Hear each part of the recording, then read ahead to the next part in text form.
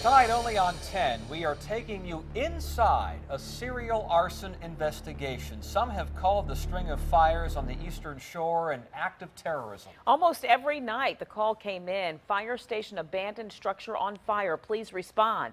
Andy Fox joins us now with details on the arsons we've never heard until now. Andy, what you got? Tom and Nicole, this is what we know. From what we've been able to piece together, we believe, and others have confirmed, that they thought there was an arson problem on November 13th and November 17th when there were 4 arsons each of those nights. That's when everyone knew they had a problem. State police refused to be interviewed for our story, claiming it's an ongoing investigation. But we've been able to piece together through firefighters and police sources exactly what was going on during the arson investigation. Wednesday, April 3rd, Accomack County Airport. 2 days after the arson arrest, undercover agents still in full gear. This video, so sensitive at the time, law enforcement asked us not to air it because the investigation was still fully engaged. Undercover agents on their way to stake out woods around abandoned structures. This would be the beginning of the end of the arson investigation. But let's go back to the beginning. Accomack County's arson nightmare began here, November 12th, the first unoccupied structure to burn.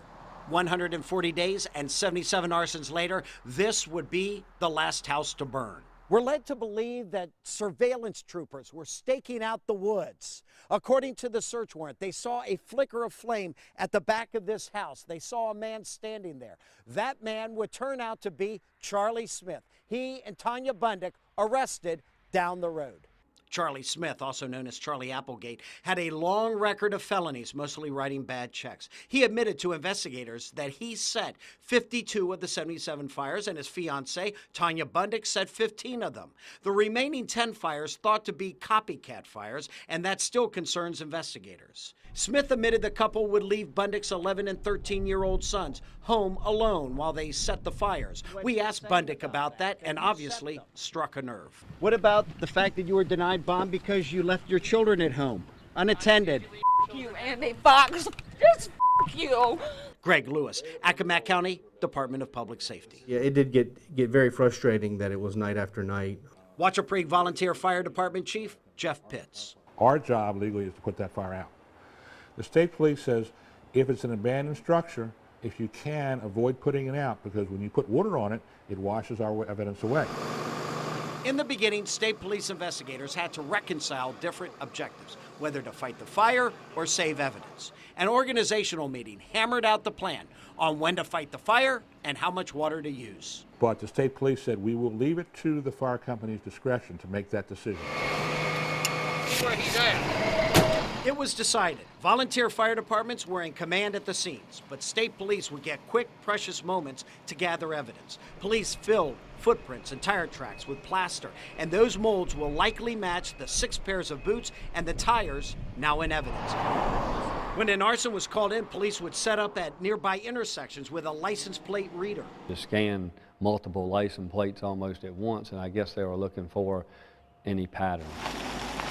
The airport became an increasingly important hub. State police brought in a helicopter and a fixed-wing plane, and infrared surveillance cameras that would detect fires and warm bodies in the woods, much like the Boston Marathon bomber suspect seen here in this boat. Investigators put up cameras around targeted structures that would take pictures when there was movement. Public safety gave police abandoned structure intel, letting them know where most of the 700 abandoned structures were. All the law enforcement agencies we made that information available to. It was available, of course, to our fire and rescue folks out there. Ironically, in the end, it wasn't all the investigative tools that caught Smith and Bundick. It was old-fashioned police work. Finally, they got lucky and had them hit one that they were staked out on. And they were to sit there and watch them. The airport parking lot, once filled with police cruisers, now gone. Life on the Eastern Shore has returned to normal. There's a peace here, but now with an indelible memory of the burning inferno hell that was the Accomack County arsons. Now, a few final notes. No notes were ever sent by Smith or Bundick to investigators. The two were never seen at any of the fires they are accused of starting. And while it was going on, Smith and Bundick's names never, ever came up as suspects. If you'd like to read more on the arson investigation, read the search warrants filed in this case, and you can find them online at wavy.com. I'm Andy Fox, 10 on your side. And we have more from the Eastern Shore arsons on wavy.com. Just click on the continuing coverage bar to get to our special page with all of the court documents, as well as a map that plots all 77 fires and pictures of some of those fires.